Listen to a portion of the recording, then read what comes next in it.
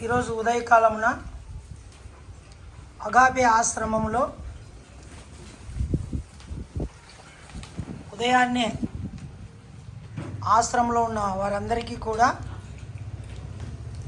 మరి టిఫిన్ సిద్ధపరచబడింది.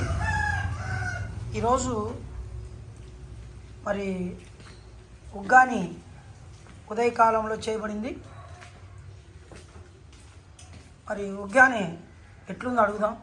చిన్నప్ప ఉగ్గాని ఎట్లుంది? బాగానే ఉందా?